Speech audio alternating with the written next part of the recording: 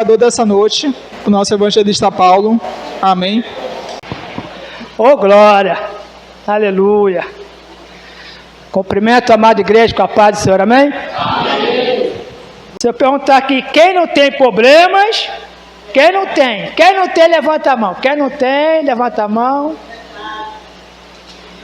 Viu? Somos todos iguais perante Cristo. Amém? Uns, podemos dizer assim, uns com mais dificuldades e outros nem tanto.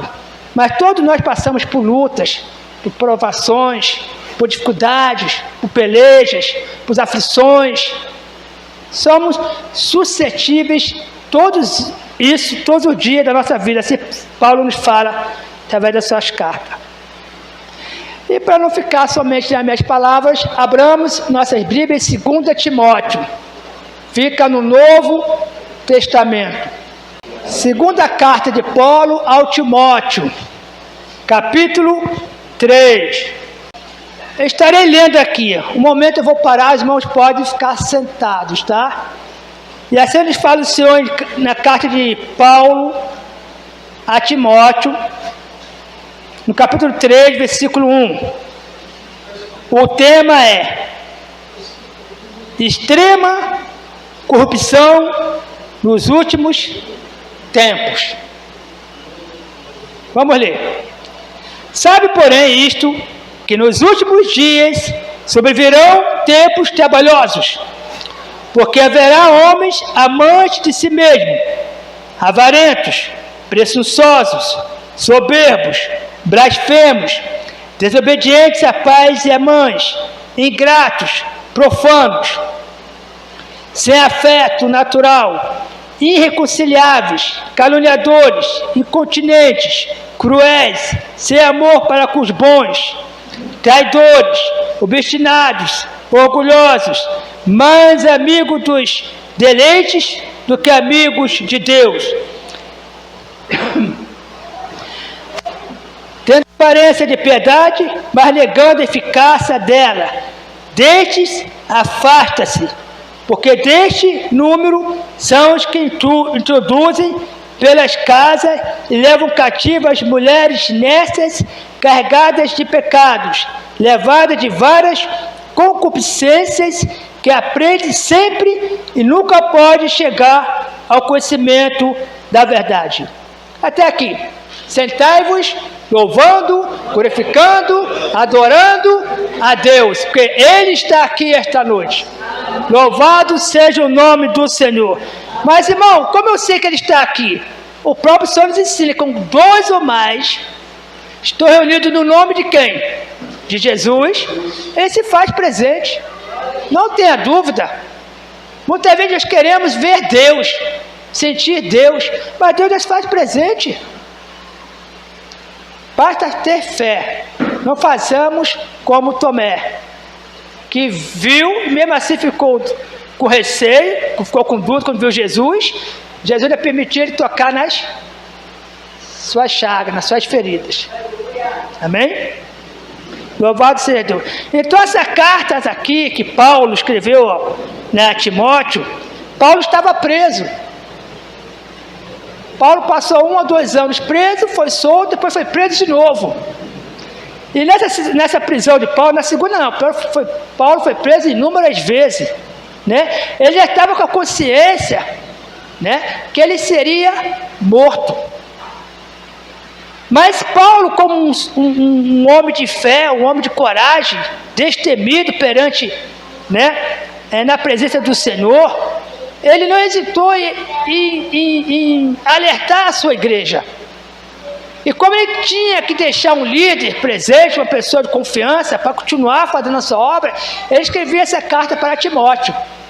Na cidade, a obra não parar. Porque se por acaso daqui a 100 anos o pastor falece, daqui a 100 anos, vai ter alguém aqui para assumir o posto, a responsabilidade de líder da igreja, de um pastor da igreja. Deus sempre vai levantar alguém.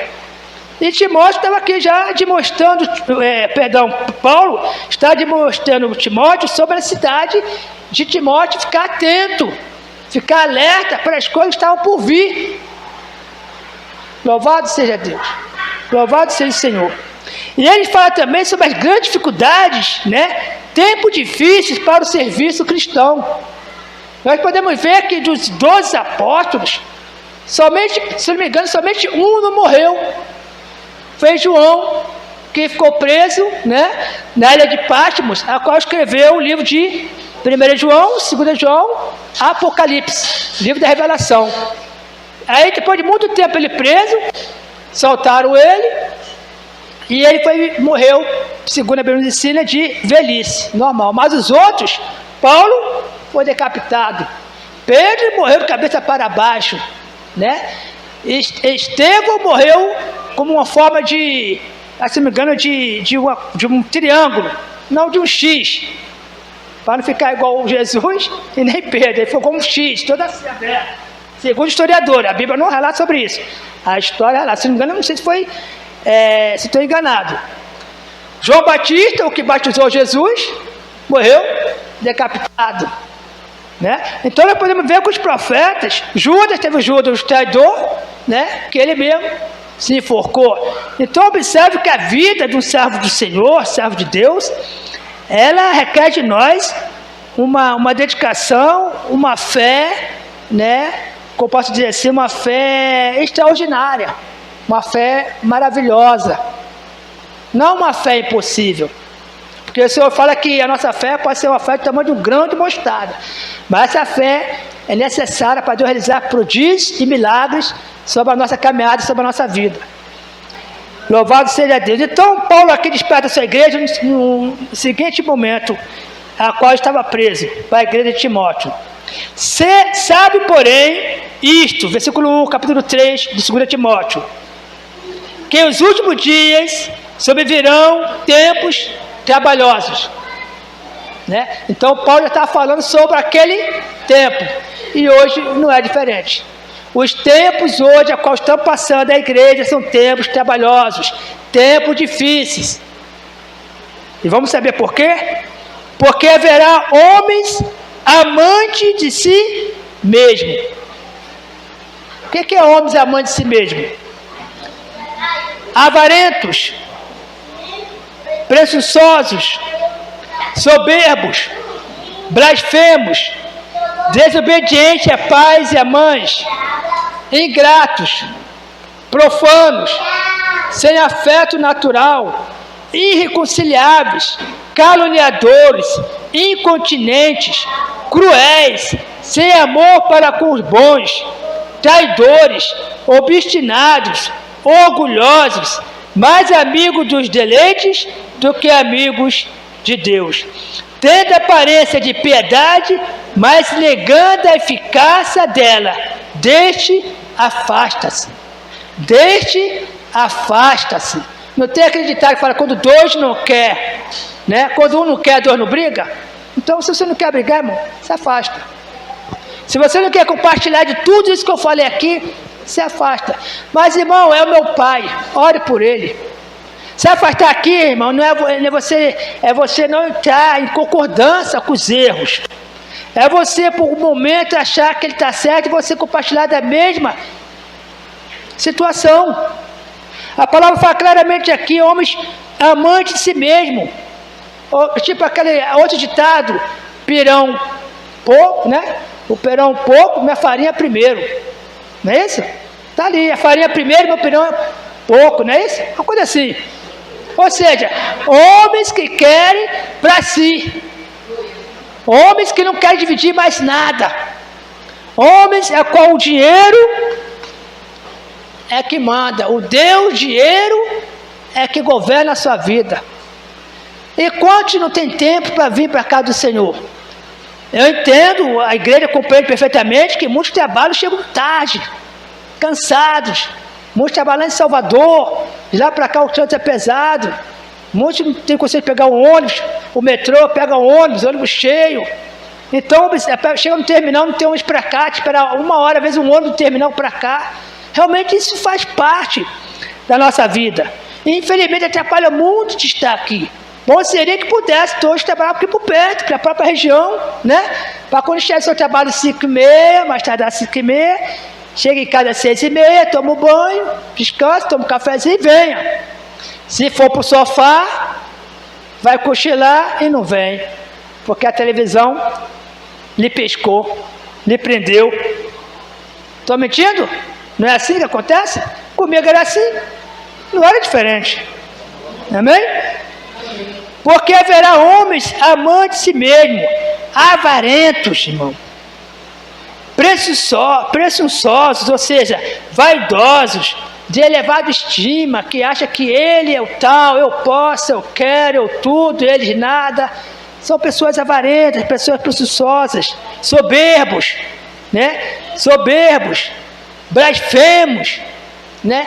Que o Deus dele é o dinheiro, o nosso Deus não é nada, não importa esse Deus não precisa desse Deus, esse Deus é uma mera conjuntura que o homem criou, eu não preciso desse Deus, se não for o meu esforço, se não for a minha dedicação, se não for meus estudos, se não for meu trabalho. Mas eu pergunto, quem é que dá tudo isso ao homem? Não é Deus? Se cravou a unha do pé do dedão, ele vai sentir a diferença, já vai sentir incomodado, porque tudo no homem incomoda o homem. Se o homem não tiver 100% com sua saúde, ele para ali mesmo, fica ali estagnado. Contamos da questão da irmã aqui, a irmã contou o testemunho da situação, da dificuldade do trabalho, da sua saúde, para tu ver como nós somos carentes de Deus. Eu não estou falando no caso dela, mas tem pessoa que só dá valor às coisas quando perde. Mas ela está aqui como testemunho vivo de que Deus tem feito e Deus vai fazer obra maravilhosa na vida dela. Amém. Porque Deus é um Deus de justiça. Amém. Mas, irmão, se eu vou para a casa do Senhor até de justiça? Não, você não tem que ir para a casa do Senhor para a casa de justiça, não. Você tem que vir para a casa do Senhor adorar Ele, buscar Ele. E as demais coisas vão ser acrescentadas. As coisas virão, como fala lá em Deuteronômio, as bênçãos do Senhor, ela que vem atrás de nós. Procura lá em Deuteronômio capítulo 8. As bênçãos do Senhor que vem atrás de nós. Não somos nós que correr atrás de bênção, não. Nós estamos aqui para buscar, adorar a Deus. Na beleza da sua santidade. Fazemos a vontade dEle.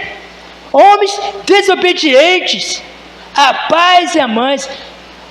Não sei se o irmão sabe, mas o primeiro mandamento com promessa, né? Honrar pai e mãe. É o primeiro mandamento, né? Se não me engano, o único com promessa, para que tudo vai bem em sua vida. Agora o filho que é desobediente ao pai e à mãe, ele acha que vai muito? Não vai muito longe, não. Nós podemos ver aí a situação. Eu me lembro do meu pai, quando me aconselhava, eu falei, meu filho, ó, não passa, lá no Rio de Janeiro, né? Não passa de 25, 24 anos, meu filho. Depois está tudo a 7 palmos debaixo da terra. Hoje não é mais 25, 24. Hoje é 13, 14, 15 anos. Só você ver aí. Viu? Não é mais 25. É 13, 14, 12 anos, ó. Por quê? Porque não querem ser obedientes aos pais e às mães. Mas muitas vezes a culpa dos pais não é. Infelizmente é culpa muitas vezes da sociedade, que oprime, obriga muitas vezes as mulheres a trabalharem, os pais a trabalharem. Com quem vai ficar minhas crianças? Quem deveria dar assistência às pessoas mais humildes é o Estado, é o governo, mas não dão. Criando creche, criando oportunidade de trabalho, criando um lugar, um amparo legal para as pessoas poderem trabalhar e deixar seus filhos seguros para ter um alimento, alimentação, ter educação. As prefeituras, o Estado, o governo não fazem isso como deveriam fazer. Mas por quê? Porque muitas vezes o dinheiro que vai para onde teria vai para outro lado. Vai para outro lado. Ele não vai para o destino, porque dinheiro tem. A nação é rica. O dinheiro tem. Mas infelizmente, agora uma coisa eu falo, irmão. Deus vai cobrar. Deus vai cobrar cada centil, cada dinheiro, cada moeda que for desviado. Cada vida que eles acham que não tem nada a ver com isso, né? Que morreram. Porque Deus fala em Tiago, capítulo 4, versículo 17, que aquele que sabe fazer o bem e não faz, peca. Se sabe fazer o bem e não faz, peca, como é que ele vai para o céu se ele está em pecado? Como é que vai para o céu se eles estão em pecado? Mas, Senhor, Por isso que Deus fala, o próprio Jesus fala, Senhor, eu curei muitos enfermos, Senhor, eu preguei muito a sua palavra, Senhor, aí Deus, afasta de mim. Como é que fala? Quem conhece a passagem? Afasta de mim, porque tu estás, né, digno de entrar no reino dos céus, não é mais ou menos isso? A palavra de Deus fala sobre isso? Por quê? Porque pregava e falava por ganância. Eu vou pegar naquela igreja lá, quanto eu vou ganhar hoje? O pastor me chamou, quanto ele vai me dar lá? Tem um pacote de dinheiro lá para mim, lá, tem dinheiro bom lá, vou pregar hoje lá. Eu estou mentindo ou estou enganado? Porque eles estão pregando pelo amor. Amor à obra? Amor ao dinheiro. Deus vai cobrar, Deus vai requerer. Deus vai requerer. A mão de Deus vai pesar. São chamados homens presunçosos, vaidosos, gravatados, o melhor sapato, a melhor roupa, eu vou pregar, o melhor carro, eu vou embora, vou pregar. Onde tem hoje? Vê minha agenda aí, mas está ocupado, vê se tem uma vaguinha para mim que manda me cobrar. Vai pagar bem ali, vê se tem uma vaga na agenda aí. Tem uma agenda, vai lá. Eu vou lá pregar que tem uma agenda para mim que eu vou faturar. Hoje é dia de faturar. Não é dia de ganhar alma, é dia de faturar. Deus vai cobrar. Não se engane não, que Deus vai puxar a orelha de cada um, né? Ingratos. Irmão, eu acho que a pior coisa, uma das duas coisas existem na face da terra, que eu acho que é uma das coisas piores na face da terra. Primeiro, é um crente ingrato. Irmão, crente ingrato, eu acho que é a pior coisa que existe. A pessoa não reconhecer Deus, que fez tudo por ele, aleluia, e ele continua sendo ingrato, né? É mais fácil o ímpio agradecer a Deus, que nunca viu falar de Deus, agradecer a Deus, e o crente não agradecer a Deus por tudo que Deus fez por ele, por toda a oportunidade que Deus abriu as portas por ele. Amém? Louvado seja Deus. Então, homens profanos são homens rebeldes, né? São insensatos, imprudentes, né? Pessoas que não têm valor para si mesmo, nem dá valor a ele mesmo. Está vivendo, está curtindo, entendeu? Aleluia, louvado seja Deus. São pessoas contrárias às coisas divinas. Olha, profano, pessoas contrárias às coisas divinas. Aleluia. Sem afeto natural, você não tem amor próprio, irreconciliáveis, não aceita acordo com ninguém, caluniadores, vive caluniando, levantando falso testemunho, incontinentes, são inconstantes, não tem uma lógica, não tem uma coisa certa, está sempre mudando só de pensamento em prol de si, cruéis, né, desumanos, né, sem amor para com os bons, sem amor para com o bom, imagine para o mal, não tem coisa, ele passa, como diz na gíria, passa a régua, não vai brincar não, traidores, obstinado, irmão, enquanto não consegue alguma coisa, não sossega, e nunca está satisfeito com o que tem, quer sempre mais e mais e mais e mais e mais. Aleluia, louvado seja Deus. Orgulhosos, né? Mais amigo dos deleites do que amigo de Deus. É mole? Ou seja, vamos lá tomar cervejinha, vamos lá tomar comer um churrasquinho, para os amigos tudo. Muitas vezes até para a mulher, para os filhos, nada, né? São tipo de pessoas assim, né? Ou seja, mais amigos dos deleites do que amigos de Deus, tendo aparência de piedade, olha, mas negando a eficácia dela, deste afasta-se. Aparência de piedade, né? Chega o manso, como um cordeirinho, pisando leve, sorridente, feliz, com todo mundo. Mas se um dia precisar dele, não, eu não tenho, eu não posso, não. Procura seu pastor, procura sua igreja, procura quem você quiser, mas a mim não, aqui não tem nada para você. Eu não sou responsável por você não, viu? Porque deste número são os que introduzem pelas casas e levam cativas mulheres nécias, insensatas, né? Carregadas de pecados, levadas de vários concupiscências, aleluia, que aprende sempre e nunca pode chegar ao conhecimento da verdade. Ou seja, a verdade para eles não existe. Eles não procuram. Porque o que o Senhor fala? Conhecereis a verdade vos libertará. Se ele não procura a verdade, não vive da verdade, como eles vão querer a verdade? Nunca. O que resta a eles? Ficar o quê? Mentindo. Olha aqui, versículo 8.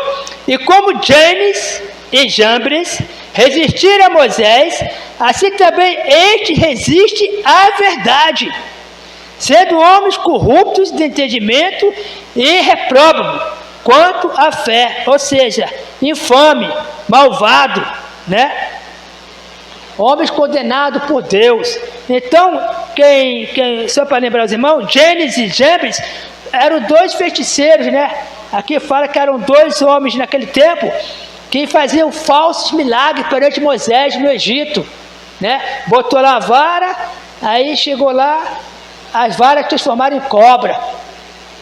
Aí Moisés pegou a vara dele, colocou e a vara de Moisés engoliu as cobras do James e Jambres, porque eles eram feiticeiros, né? Eles eram feiticeiros, mágicos, feiticeiros, mas com o intuito de quê? De enganar o próprio faraó, o povo de Deus e até Moisés, para tentar intimidá-lo, que tipo assim, eu tenho mais poder, eu tenho mais conhecimento, o meu Deus está comigo, o seu Deus não vale nada. A tendência deles era essa, ou seja, não tinha fé. Não irão, porém, avante, versículo 9. Não irão, porém, avante, porque a todos será manifesto o seu desvario, ou seja, falta de juízo, ou falta, né, de juízo, ou loucura, como também foi o daqueles. Ou seja, não adianta, por mais que tenta querer mostrar, falar algo que não está na palavra de Deus, que vai de encontro à palavra de Deus, vai ser desfeito, não vai prevalecer, porque a palavra de Deus vai prevalecer perante a mentira, porque a palavra de Deus é verdade. Então não tem como esconder a verdade, não tem como esconder a luz, não tem. Aleluia. Tu, porém, versículo 10, tem seguido a minha doutrina, Paulo alertando a Timóteo, modo de viver, intenção, fé, longanimidade, caridade e paciência. Caridade e amor, tá, irmão? Caridade, paciência. Paulo falando para Timóteo, exaltando a Timóteo, perseguições e aflições, das quais se aconteceram em Antioquia, em Icônio, em Listra, quantas perseguições sofri, e o Senhor de todas me livrou. Paulo está contando aqui a cidade que ele passou, a qual foi pedrejado, aqui em Listra, essa cidade de Listra, Paulo foi pedrejado, e foi tão forte o apedrejamento de Paulo, que eles pensaram que Paulo estava morto. Aí abaixou a poeira, eles viram que Paulo estava lá quietinho, inerte, sem respirar, quietinho, parado. Aí demorou um pouquinho, Paulo levanta, bateu, sacudiu a poeira e seguiu o seu caminho. Eles já deram Paulo como morto. Então observe que, irmão, se não for o tempo de Deus, não adianta. A nossa vida, nós temos que crer que a nossa vida, quando nós chegamos aqui em frente ao altar e levantamos as nossas mãos para o Senhor, nós verdadeiramente temos que crer que nós entregamos a nossa vida a Ele pertence, quem pode tirar é Deus, mais ninguém. A irmã morreu de bala perdida. Sim, a irmã morreu de bala perdida. Uma pergunta, com permissão de quem? Quem permitiu? Quem determinou que ela morresse dessa forma trágica, mas permitiu? Mas irmão, a irmã do Senhor, Deus permitiu. Lembra-se de Jesus? Naquele tempo, morte de cruz era a pior morte que podia existir na face da terra. Todo malfeitor, só lembrar da direita e da esquerda, né? Vocês estão olhando para mim, direita, esquerda, eram ladrões. E Jesus, que pecado tinha? E o que Jesus sofreu, os outros ladrões não sofreram, que ele foi arrancado couro, vivo, né, de Jesus. Foi esclarecido. Então Paulo alerta aqui, né, a Timóteo, que as perseguições vão vir. Irmão, nós estamos vivendo os últimos dias da igreja face da terra. Se nós hoje, a igreja que aparentemente está vazia, e está vazia, isso aqui tem que estar cheio. Será que só nós temos problemas? Será que só nós temos dificuldade no dia a dia? Será que só nós que temos que adorar esse Deus? Ninguém mais precisa adorar esse Deus, buscar esse Deus? Pelo contrário, irmão. Pelo contrário. Mas eu creio, em nome do meu Senhor Jesus, que haverá, antes da vida de Cristo, um grande avivamento nessa face dessa terra. E partirá daqui, dessa terra chamada Brasil. Não sei se o irmão lembra, pastor da minhas antigas, lembra que antigamente os missionários vinham dos Estados Unidos, vinham da Europa para o Brasil. Né? A primeira missa foi realizada aqui no Brasil, na ilha de Velha-Ganhão, lá no Rio de Janeiro. A primeira missa, eu digo missa porque também é o primeiro culto evangélico protestante, os franceses. Os franceses querendo invadir o Brasil, eles realizaram um culto ali, no Rio de Janeiro, o primeiro culto, né? Registrado, catalogado, foi na ilha de Velha-Ganhão, no Rio de Janeiro. Ou seja, Deus tem promessa a fazer. Deus tem propósito a realizar a nossa vida. Agora nós temos que querer. Nós temos que abrir o coração do Senhor e aceitar e ir para frente. Né? Assim como Paulo está alertando a igreja de Timóteo aqui. Né? E também todos, versículo 12. E também todos os que piamente querem viver em Cristo Jesus padecerão perseguições. Já está acontecendo. Só lembrava dessa pandemia que mandaram fechar as igrejas, porque a igreja pode ficar aberta, não a pessoa vai ser contaminada. Isso foi uma perseguição. Isso foi um prelúdio que poderão vir mais tarde. Quais são as desculpas que eles darão? Né? Aleluia. Mas os homens maus, enganadores, irão de mal a pior, enganando e sendo enganado. É o que a palavra de Deus fala. Quem está limpo, purifica-se mais ainda. Mas quem está sujo, que se suja-se mais ainda.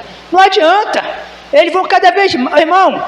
É por isso que os líderes, a maioria dos líderes e os pastores aqui também falam que o pastor não tem que ir lá procurar cargo político, se candidatar a alguma coisa. Se Deus chamou como pastor, ele tem que pastorear as ovelhas. Ah, mas José no Egito, mas são coisas especiais. José não era pastor, mas Deus colocou ele ali como um líder ali daquela nação, como um líder espiritual, para salvar quem? O povo de Israel, os hebreus e a sua descendência, os seus pais e irmãos, que veriam a grande fome. Então tudo tem um propósito de Deus. Sabe por quê? Quando começa a sentir o gosto de dinheiro entrar, irmão, uma gorjetinha aqui, como é que fala no congresso lá? Um projeto de lei, um orçamento de alguma obra, aí começa a distribuir os dinheiro. Ah, não quero, mas você tem que aceitar, porque se eles o partido aceitou e tem que dividir para todo mundo, você tem que aceitar. E aí? Se eu conheço um que até agora não aceitou, né? Mas os homens maus, enganadores, irão de mal a pior, enganando a si próprio. Tu, porém, permanece naquilo que aprendeste, e de que foste inteirado, sabendo quem os tem aprendido. Ou seja, se Deus lhe chamou, não fuja da responsabilidade não. Se Deus lhe chamou, busque, procure entender, ler a palavra, se informar na palavra, se inteirar no que está acontecendo para não ser enganado. Paulo está alertando a sua igreja. E que desde a tua meninice, recém-convertido, sabes as sagradas letras que podem fazer-te sábio para a salvação, pela fé que é em Cristo Jesus. Então, desde a meninice, a qual você vai estudando a palavra, Paulo está alertando que poderia ser sábio, desde que você o quê? Guarde a palavra, reflita na palavra, que está em Cristo Jesus. toda a escritura divinamente inspirada é proveitosa para ensinar, para redarguir, ou seja, responder ou argumentar, para corrigir e para instruir em justiça. Capítulo 4 aqui, continuando aqui. Conjuro-te, pois, diante de Deus e do Senhor Jesus Cristo, que há de julgar os vivos e os mortos na sua vinda e no seu reino, que pregues a palavra, insiste a tempo e fora do tempo, retáguas, repreendes, exorte com toda a longanimidade e doutrina. Aleluia! Ou seja, toda a vontade de fazer algo de melhor para Deus. Aleluia! Louvado seja Deus. Porque virá, olha aqui versículo 3, porque virá tempo em que não sofrerão essa doutrina, ou seja, vai ter perseguições, mas sendo comichão nos ouvidos, aleluia, ou seja, vai ser tentado, né? Amontoarão para si doutores conforme as suas próprias concupiscências, ou seja, vontade da carne. Vai aparecer muitos doutores da carne, entendeu? Pessoas inteligentes, doutores mesmo, advogados, cientistas, né? Doutrina dos homens, né? Pessoas que exaltam o corpo, né? Esquece o espírito. Eles desviarão os ouvidos da verdade, voltando às fábulas. Olha que perigo. Por isso que o Senhor fala que orai e vigiai, ou vigiai e orai, né? Porque nós precisamos a todo instante estar vigilante perante a palavra de Deus. Precisamos estar atento ao que Deus tem falado e guardar na tábua do nosso coração a palavra do Senhor, porque haverá tempo que nem a Bíblia não vai poder ler. Vamos ter que pegar para ler. Onde está a passagem mesmo? Onde encontra a passagem? Guarda, reflita, para que você não possa se desviar, né? Aqui fala, ó, voltando às fábulas. Quantos têm se desviado? Quantos se deixou levar por um belo papo, de um coleguinha da firma, de uma cervejinha, de uma coleguinha do trabalho? Quantos se têm desviado? Quantos têm desprezado a palavra de Deus? Eu não digo obreiro, não. Não é pessoas na fé, não. Pessoas de pastores, evangelistas, obreiros, presbíteros, diáconos, pessoas, apóstolos, pessoas que são presidentes de associações, concílios, que têm se desviado, têm dividido a igreja devido ao quê? O pecado. Sem perseguições. Agora imagine sendo perseguido. Nós vimos aqui no início o quanto foi difícil para os apóstolos, os discípulos de Jesus, permanecerem firmes na fé. Né? Dos 12, só um que não morreu com morte natural, um se suicidou e os outros foram tudo mortos pelo homem. Para terminar, versículo 5. Mas tu se sóbrio em tudo, sofre aflições, faz a obra de um evangelista e cumpre o teu ministério. Faz a obra, continua fazendo a sua obra, do seu jeito mesmo, simples, humilde, mas sincero perante o Senhor. No trabalho, em casa. Não se deixe levar pelas emoções. As emoções têm derrubado muitas pessoas. Quando a gente vê que está no meio das emoções, a gente, onde eu estou? Estou perdido, e agora? Só Deus para puxar, só Deus para resgatar, só o poder de Deus para que possamos resistir às astutas ciladas de Satanás. Jesus, irmão, vem. Amém. Jesus vem. Amém. Nós não podemos esquecer desse pequeno detalhe. Enquanto nós tivermos colocado em nossa mente, meditando que Jesus vem, a qualquer momento Ele vem, pode ser agora, pode ser daqui a um segundo, daqui a meia hora, você não vai querer se desviar. Você vai ficar com a antena ligada, alerta, né? Quando vê algo estranho, a mente vai lhe acusar, o Espírito de Deus vai te não acusar não, vai te alertar, ó, cuidado, não vai por aí, tá vendo ali seus amigos? Tá tomando uma, né? Não passa ali não, dá a volta ao quarteirão, vai lá. Perca mais 5 minutos pela vida, né? Antigamente falava muito nas passarelas, né? Vai atravessar uma passarela, fala assim, ó, perca 5 minutos atravessando a passarela, que perder a sua vida por 1 minuto que você ganha ali atravessando a pista. Assim somos nós. Se for para perder 1 minuto da nossa vida, nosso tempo precioso, perca, mas não perca a sua salvação. Se afasta, corra, fuja. Não querer se dar uma de santo cristão, santo Agostinho, santo Paulo, santo Jesus, que não vai conseguir.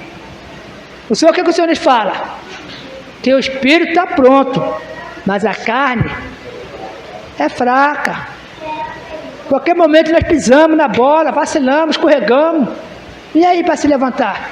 Se não for o poder de Deus para nos levantar, nos resgatar, antes que Ele chegue. Deus é bom. Deus é misericordioso. Deus é bondoso. Deus é lindo, irmão. Pensam, reflitam, né? Estão passando um momento muito difícil na face da terra, né? Os olhos do mundo estão voltados para o nosso Brasil. Porque nós somos bonzinhos? Porque tem futebol? Tem carnaval? Por que será? Ou porque nós temos ouros e pratas, diamantes, pedras preciosas? Porque o seu povo é cristão, é evangélico, lá para o seu busca, adora a Deus? É? Deus abençoe a todos, fico com Deus. Palmas que louvam o Senhor.